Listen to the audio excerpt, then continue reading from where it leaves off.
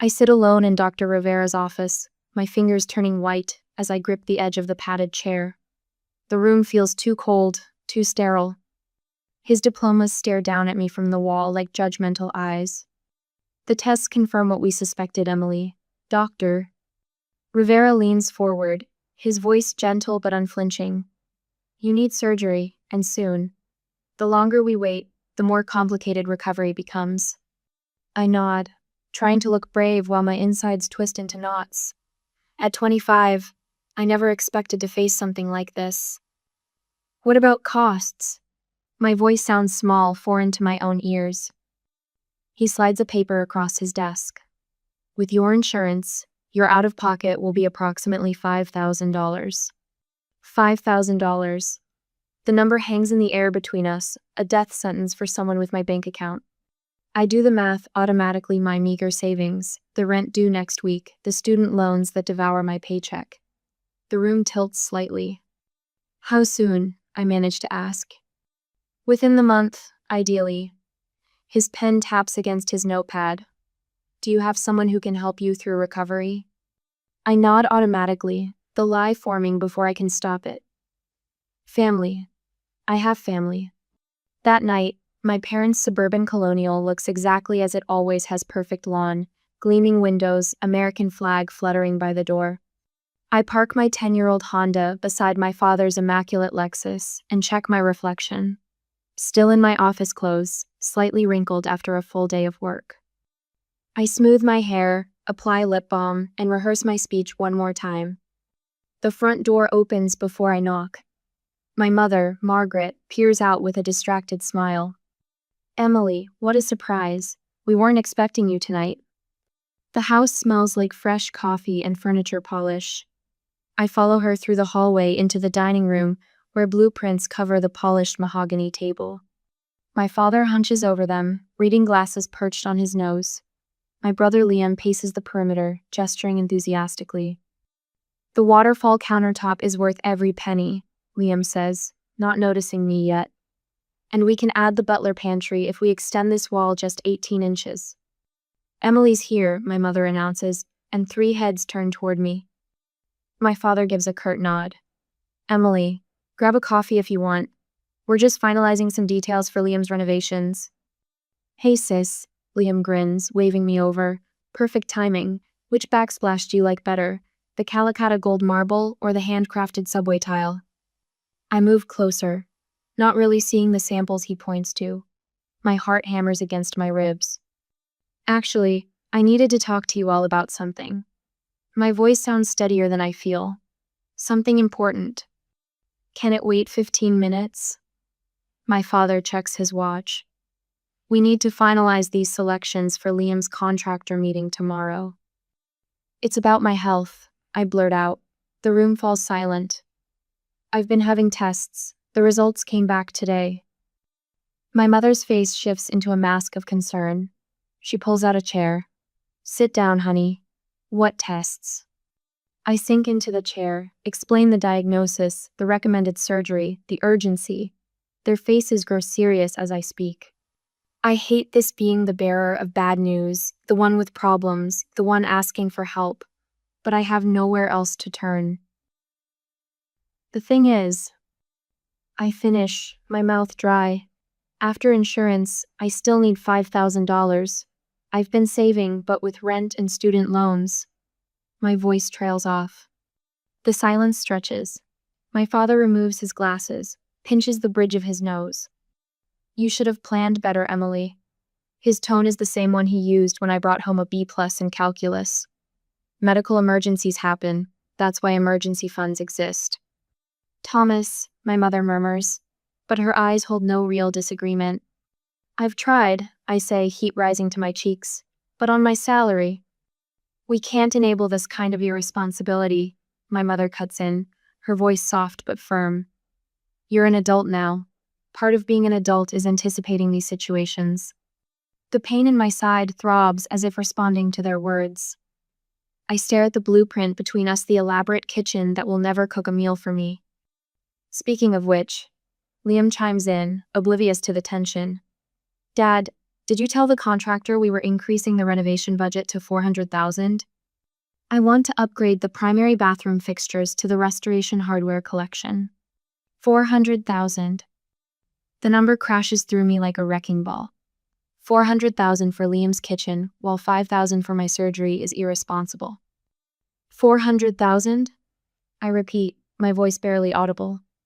My parents exchange a look, that look I've seen my entire life. The one that says I'm being difficult. The one that says I don't understand. The one that says I've always been second best. It's an investment in Liam's future, my father explains. Property values in his neighborhood are skyrocketing. Tears burn behind my eyes. This is surgery I need, I whisper, not a vacation. My father checks his watch again. We should wrap this up. Liam's contractor is expecting these decisions by morning. He stands, gathering papers. My mother pats my hand. Have you thought about a second job? Or maybe better budgeting? There are some wonderful apps for that now.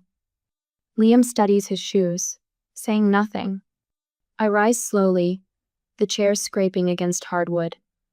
The walk to the door feels endless. Through the dining room, down the hallway, past family photos where Liam's smiling face dominates every frame. Behind me, I hear them already returning to cabinet depths and fixture finishes. In my car, the evening sun catches my reflection in the window. Something shifts in my eyes.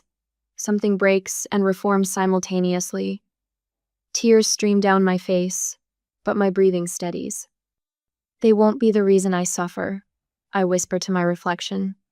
And they won't be the reason I survive. I turn the key in the ignition, back out of the driveway, and drive away from the perfect colonial house with its perfect lawn and its perfectly conditional love. The alarm blares at 4:30 a.m. 2 days later.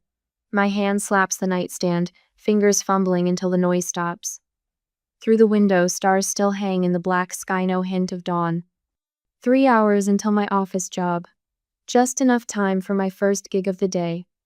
I shuffle to the bathroom, catching my reflection in the mirror. Hollow eyes stare back, skin the color of old paper. The calendar on my wall marks 22 days until surgery. 22 days to earn what my family wouldn't give. My apartment walls tell the story better than I could. Medical bills fan across the kitchen table in neat stacks, color-coded tabs marking payment plans. A whiteboard tracks my 3 jobs: weekday administrator, evening waitress, weekend pet sitter. The crowdfunding page I started sits open on my laptop. $1,243, raised from coworkers and distant friends. Not even halfway there. My phone buzzes with a text from my mother. Liam's contractor finished the custom cabinetry yesterday. Absolutely stunning. Hope you're doing well. Love, Mom. No mention of my health. No questions about the surgery. Just Liam's kitchen cabinets. I don't respond. Emergency contact? The nurse looks up from her clipboard, pen hovering over the form. 20 days later, on the day of the surgery. The pre-op room smells of antiseptic and fear. I've been sitting on this paper-covered bed for 40 minutes, hospital gown tied loosely at my neck, bare legs dangling. Emily? She prompts again. My finger traces down the form to where I should write a name. The natural answer sticks in my throat. My hand hesitates, then writes Sarah Miller with her cell number. Not family? The nurse asks, no judgment in her voice. She's the one who'll be here, I answer. After the nurse leaves, I check my phone one last time before surgery. 3 messages from Sarah wishing me luck. A few texts from coworkers. Nothing from my parents or Liam. The anesthesiologist explains the procedure as he adjusts my IV. His voice fades as the drugs pull me under. When I wake later that day, the recovery room spins in slow circles. My mouth tastes like metal. The pain in my side throbs beneath a blanket of medication. Hey, you're back, Sarah whispers, squeezing my hand. Her curly hair frames worried eyes. Everything went perfect. Doctor said you did great. I try to speak but manage only a croak. Sarah offers water through a straw. You stayed, I mumble. Of course I stayed. Where else would I be? My phone sits dark and silent on the bedside table. 3 days later, Sarah transforms my studio apartment into a recovery station. A rented hospital bed occupies the center of the room. My coffee table becomes a medication station with pill organizers, water bottles, and pain charts. She hangs get well cards from coworkers on a string across my window, colorful rectangles that catch the light. None from my family. I can stay through the weekend, Sarah says, arranging pillows behind my back. My boss gave me Friday off. You've already done too much. The surgical site pulses with each heartbeat. I can manage. Sarah frowns, hands on hips. This isn't about managing, Em. This is about healing. That night, when Sarah falls asleep on my fold-out couch, I cry silently into my pillow, not from the pain in my side, but from the ache of empty space where my family should be. Physical therapy becomes the rhythm of my weeks. Gentle stretches evolve into cautious movements. Pain marks each milestone sharp at first, then dull, persistent. Good progress, my therapist says during week 3. Keep this up and you'll be back to normal activities soon. Normal, as if anything could be normal again. Nights become my classroom. Library books tower beside my bed, real estate investing for beginners, rental property management, building wealth through property. I highlight passages until my fingers cramp, take notes until my eyes burn. When pain wakes me at midnight, I read about depreciation schedules and mortgage interest rates until dawn bleeds through my blinds. With each passing month, the medical bills shrink while my knowledge grows. I create spreadsheets projecting future investments, calculating compound returns. When the calendar marks 6 months post-surgery, I open a new savings account. The name, Property Fund. First deposit, $212.83. Not much, but mine. My 26th birthday arrives with little ceremony. Sarah brings a small chocolate cupcake with a single candle after work. We sit at my kitchen table, sharing it between us. Make a wish, she says. I close my eyes, blow out the flame. My phone chimes with a text message. I almost ignore it, but Sarah nudges me. Could be important. The screen lights up with my mother's name. Happy birthday, sweetheart. Come see Liam's finished house this weekend. The renovation is absolutely breathtaking. Everyone will be there.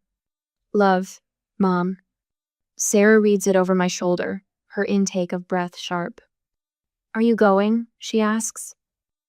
I set down my phone, cut another bite of cupcake with my fork. No, there's a real estate seminar Saturday morning. I already paid the registration fee. The seminar room buzzes with eager investors clutching coffee cups and brochures on Saturday. I take a seat near the front, notebook open, pen ready. The speaker, Barbara Matthews, commands attention without demanding it, silver-haired, confident, dressed in a tailored blue suit. Real estate isn't about buildings, she tells the room. It's about solving problems.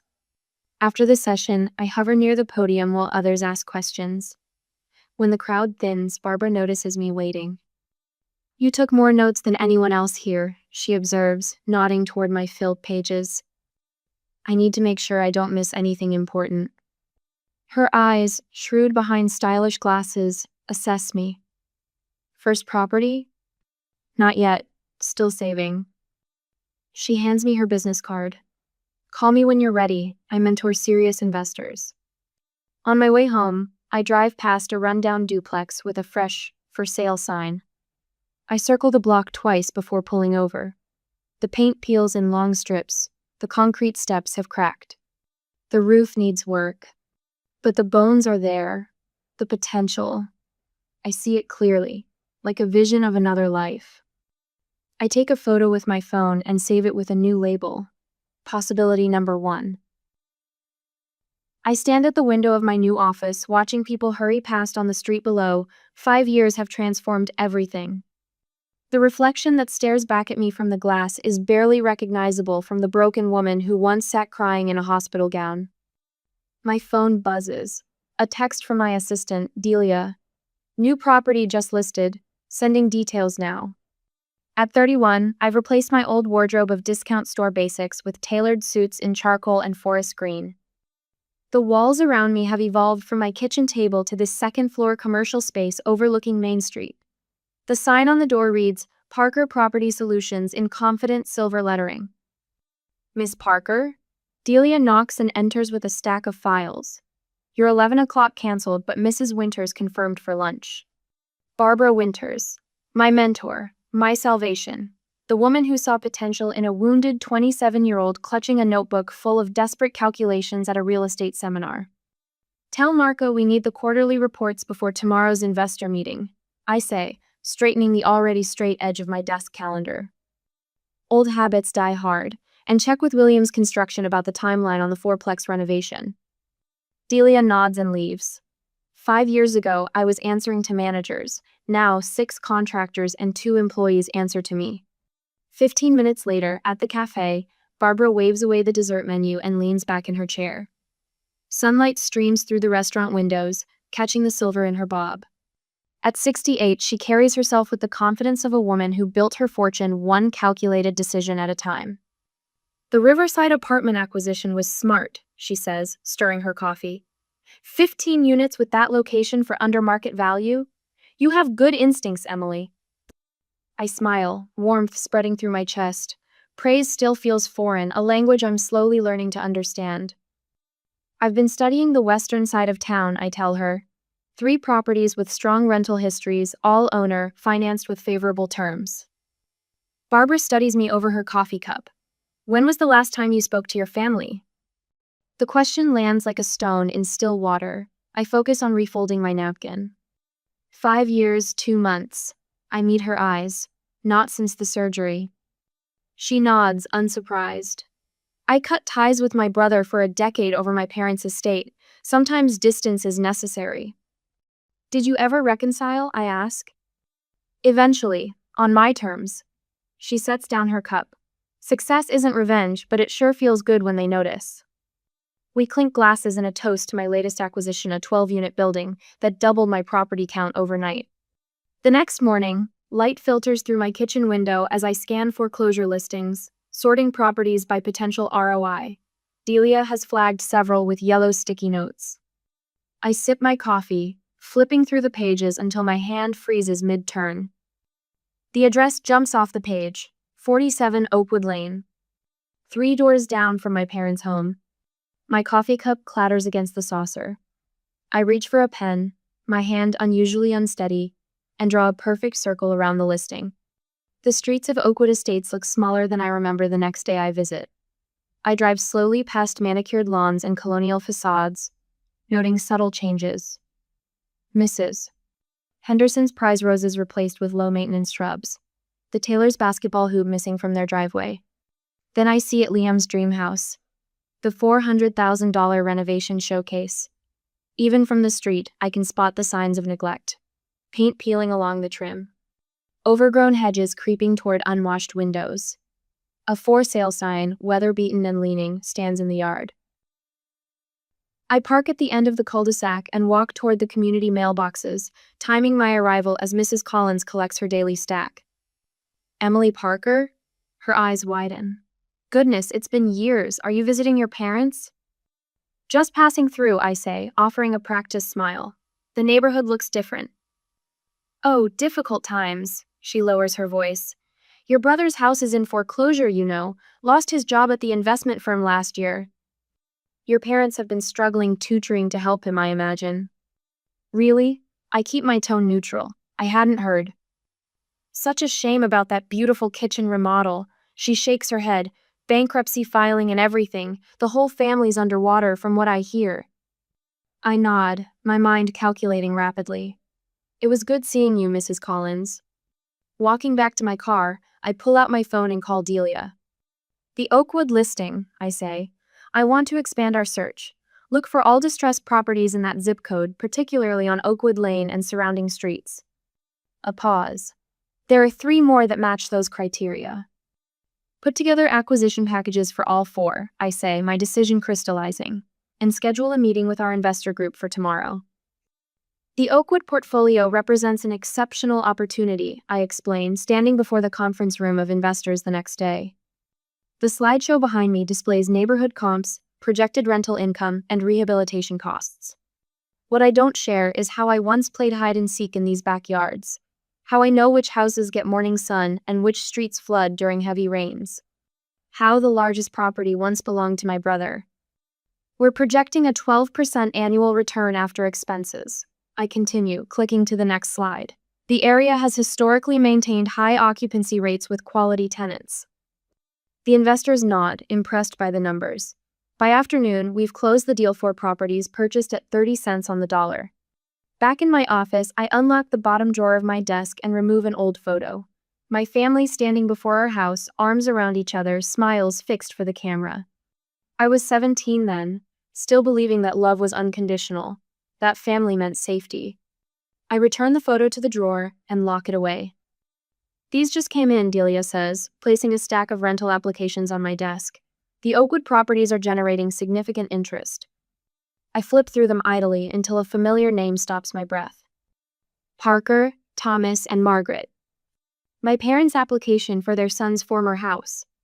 I scan the financial disclosure: pension income barely covering basic expenses, crushing medical debt, credit scores in ruins. The story of a family collapse written in cold numbers. Miss Parker? Delia watches me, concern crossing her features. Is everything all right? I close the file, my face composed once more. Schedule the showing for Friday, I say, my voice steady. I'll handle this one personally. After she leaves, I stand at my office window, keys to my brother's former dream house heavy in my palm. In the reflection, I see both the wounded girl I was and the woman I've become. Neither vengeful nor forgiving. Simply present, holding power I never sought but now possess.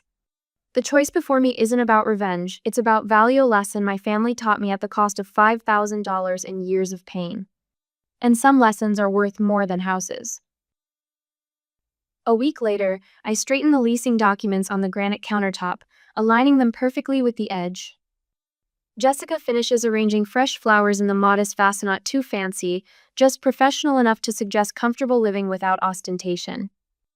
Everything's ready, Emily, she says, giving the kitchen a final assessment. Standard lease terms, application forms, and property disclosures. Thanks. My voice sounds steadier than I feel. I'll handle it from here. After she leaves, I stand alone in the kitchen of what was once Liam's dream house. The waterfall countertop he'd insisted was worth every penny remains, though the butler pantry extension never materialized. I run my fingers across the cool surface, remembering blueprints spread across our family dining table years ago. In my car, I breathe deeply, counting to 10 the way Barbara taught me. The navy blazer I've chosen is understated yet authoritative, professional without flaunting success. My reflection in the rearview mirror shows a woman I barely recognize from that tearful night in my parents' driveway. At precisely 3 o'clock, a familiar Lexus pulls into the driveway. The car has aged poorly, small dings along the side, a crack spreading across the windshield. My father emerges first, his shoulders stooped in a way I don't remember. My mother follows, her hair completely gray now, her designer purse replaced by something practical and worn. They pause at the Parker Property Solutions sign, but their eyes skip over the name without recognition. They're too distracted by what they've lost to notice who might now own it. 10 minutes later, Liam's sedan pulls up. The contrast between the brother I remember and this man is startling. His confident stride has vanished, replaced by a hesitant shuffle. He joins my parents at the front door, mumbling apologies for his lateness. Can't believe we're reduced to renting, my mother whispers as they enter, her voice carrying in the empty foyer. And in the same neighborhood. What will people think? We don't have options, Margaret. My father's voice has lost its authoritative edge. Just be grateful someone's willing to rent to us with our credit situation. At least it's near our old place, Liam adds, glancing around what used to be his showcase kitchen. Though seeing it without all my upgrades is depressing. They don't notice me standing in the kitchen archway, watching. These strangers wearing my family's faces continue their whispered complaints, unaware of my presence until I step forward. Good afternoon. I'm Emily Parker with Parker Property Solutions. My voice surprises even me with its steady professionalism. Thank you for your interest in the property. 3 pairs of eyes widen in unison. The silence stretches between us like taffy, pulling thinner and thinner until it finally snaps. Emily?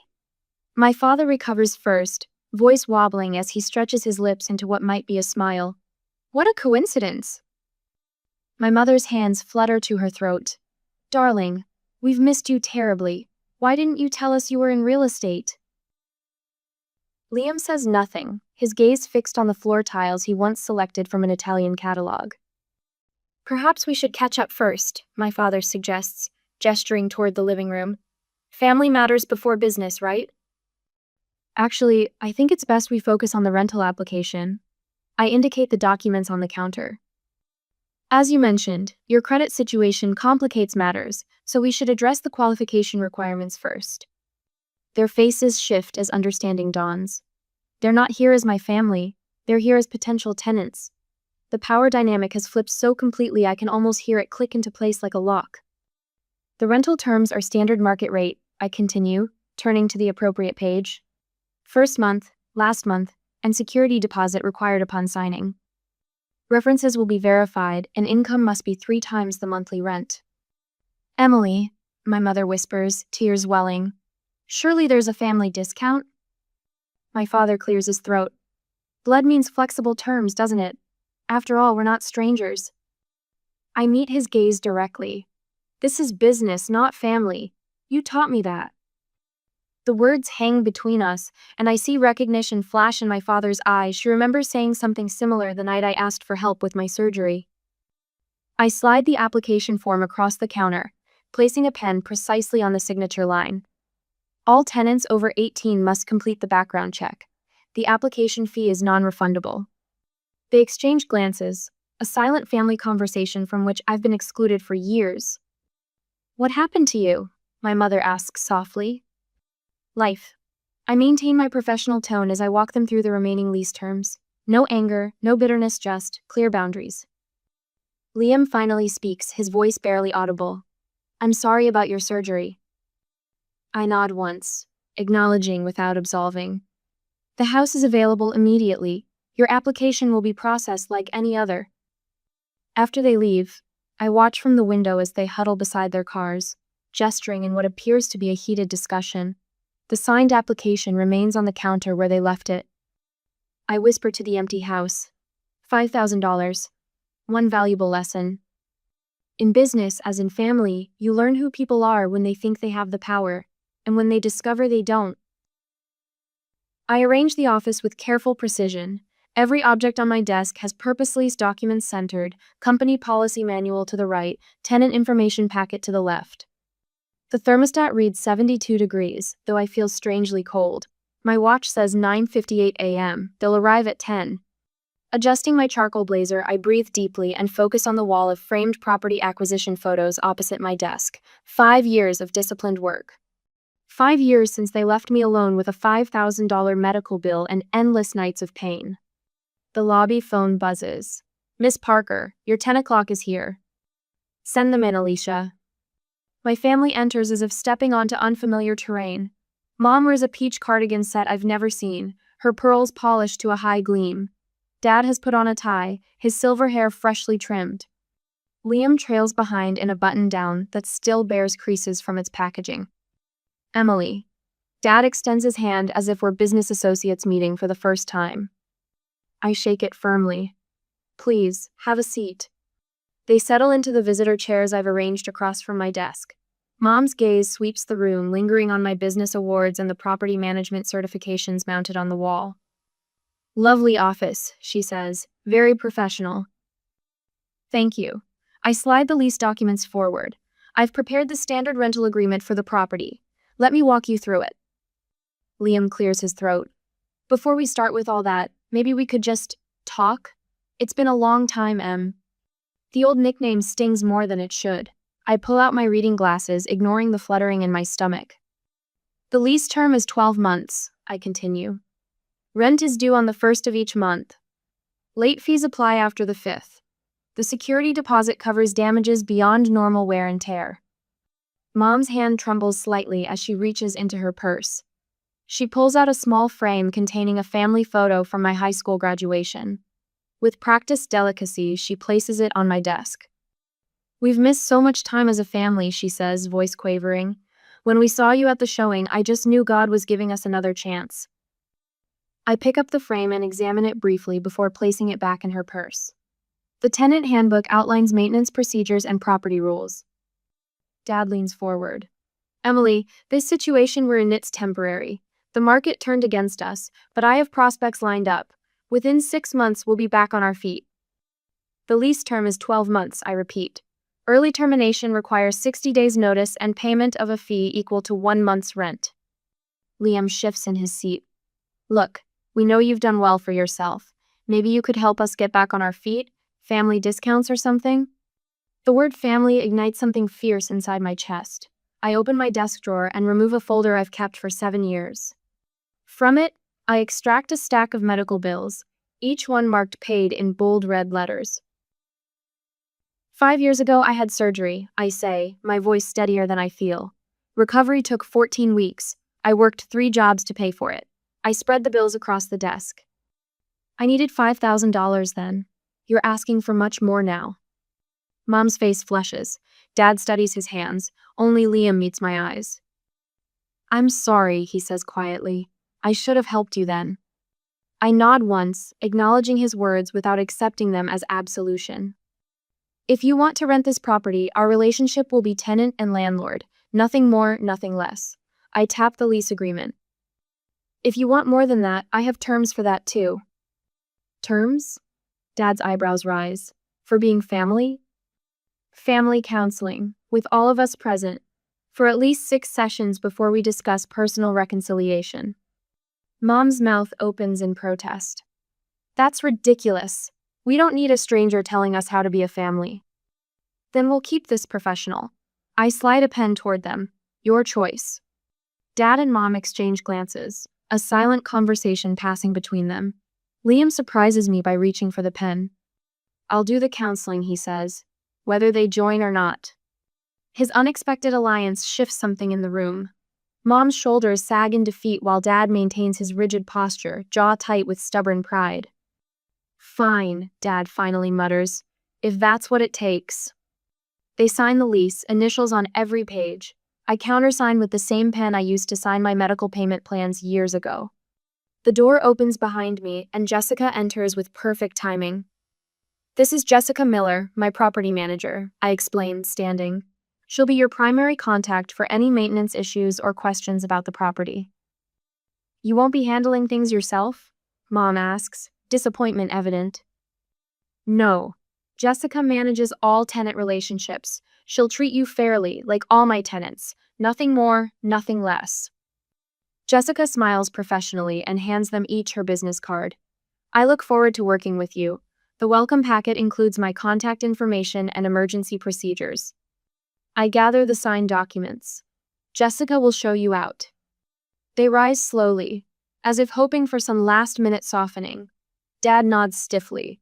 Mom blinks rapidly, fighting tears. Liam lingers after they step into the hallway.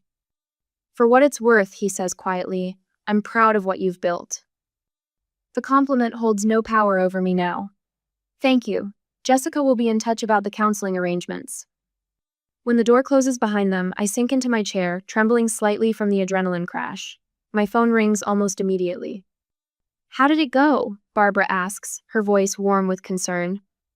I stare at the family photo Mom tried to place on my desk, now visible through her clear purse as they walk toward the elevator. It wasn't about revenge, I tell her, surprised to discover the truth in my words. It was about value. After we hang up, I open my calendar and create a new appointment, a donation to the medical assistance fund I've been planning for months. The amount? $5,000. The exact sum I needed 5 years ago. The drive home feels lighter somehow. My house comes into view modest compared to what Liam had, but mine in every sense. On the porch, I water the row of potted herbs I planted last weekend. The Wilson kids ride bikes in the cul-de-sac, their laughter carrying on the evening breeze. Miss Emily. 8-year-old Tara waves wildly from her purple bicycle. I wave back, a genuine smile finding its way to my face. For the first time in 7 years, I realize the weight I've been carrying has finally begun to lift. 6 months later, I study the quarterly reports spread across my office desk, the numbers telling a story of steady growth. Outside my window, autumn leaves flutter down, marking 7 years since my surgery. The property portfolio spreadsheet shows a 32% increase over last year. Not flashy, but solid. Dependable. My desk phone buzzes. Jessica's voice comes through the speaker. The Parkers have paid their rent early again. 6 months straight now. Good, I say, making a note in the tenant ledger. Any maintenance issues? None. They're model tenants. I nod, though Jessica can't see me. My parents and Liam have been renting their house, his former dream house, for half a year now. No complaints, no special requests, no attempts to blur the professional boundaries I established. Oh, and this came for you. Jessica appears in my doorway holding a cream-colored envelope. I recognize Liam's handwriting immediately. The note inside is brief, on plain stationery. Emily, I'd like to meet for coffee, just the two of us. No agenda, no requests. Just talk. Your call on when and where. Liam. I turn the note over. Nothing else. No emotional manipulation, no hints about their financial situation improving. Just a simple request. I place it on my desk and return to my reports. But the note pulls at my attention like a loose thread on a sweater. After an hour, I text him. Saturday, 10 a.m., Riverstone Coffee on Main. I have an appointment at 11:30. On Saturday, the coffee shop sits halfway between my office and my parents' rental-neutral territory. I arrive 15 minutes early, choose a table with clear sightlines to both exits, and order a cappuccino. Liam arrives 5 minutes early, which surprises me. Punctuality was never his strong suit. He's thinner, the designer clothes replaced with a simple button-down shirt. The swagger is gone. Thanks for meeting me, he says, sliding into the seat across from me. You're welcome. I wrap my hands around my mug, waiting. He orders black coffee, then places a small package on the table. This isn't a peace offering or a bribe, just something I found while going through boxes. I unwrap it carefully. A framed photograph of us as children, maybe 8 and 12, building a snowman in our old backyard. My smile wide and uninhibited, his arm around my shoulders. I remember that day, I say, my voice steady. Dad took the picture before leaving for his golf game. Liam nods.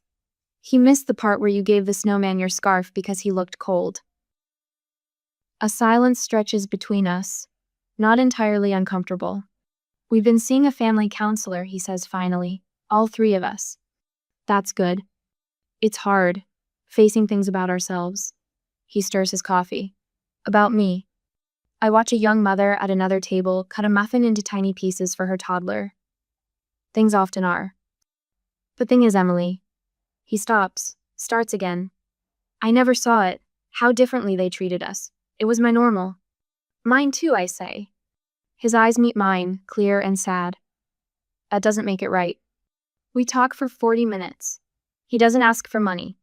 Doesn't mention moving out of the rental. Doesn't try to make me feel responsible for their situation. He mostly listens, something I can't remember him doing before.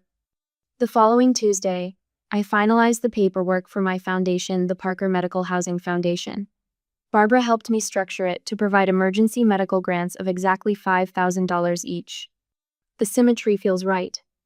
20 grants in the first year, Barbara says, reviewing the budget. That's 20 families who won't face what you did. I signed the final document. They spent $400,000 on his dream house. I'm building something that matters. Later that afternoon, I stand in the empty community center I've just purchased. Sunlight streams through dusty windows, illuminating the potential. Barbara walks the perimeter, measuring spaces with her eyes. Patient housing here, I say, pointing to the east wing. The west section can be outpatient recovery suites. Your vision has always been your strength, Barbara says, even when you couldn't see it yourself. I run my hand along a windowsill, imagining the lives that will pass through here. People in crisis, finding not just shelter, but dignity. The opposite of what I found when I needed it most. The sun warms my face through the glass. The weight I've carried for 7 years feels different now, not gone, but transformed into something useful, something worthy.